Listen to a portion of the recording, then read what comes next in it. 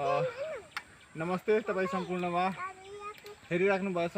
हिजो आएको आँधी र असिना पानी र वर्षा सँगसँगै यो हाम्रो जुन मकै थियो पहिला यस्तो स्ट्यान्ड बाईमा थियो, यति उबस थियो, राम्रो थियो। तर अहिले हिजोको आँधी र त्यो पथल आउँदा हेर्नुहोस्, यो सब मकै हाम्रो एकदमै पूर्ण रूपले क्षति भएको छ र अब यसको पैदावार एकदमै खत्म भयो, जिरो स्तरमा भयो। अब यो यसमा मकैमा घोगा लाग्दैन, दाना पनि आउँदैन।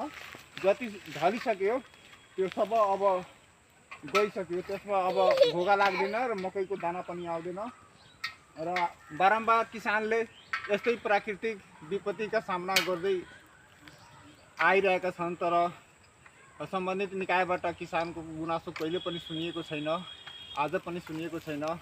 र मलाई आशा छ यसपालि हाम्रो परिवर्तनको युगमा, हाम्रो देशमा परिवर्तन भएको बेला अवस्थामा सरकारले किसानको लागि केही राम्रो गर्नुहुन्छ भने विश्वास राख्दै तपाईहरुलाई धन्यवाद दिन चाहन्छु। हस्त, नमस्कार।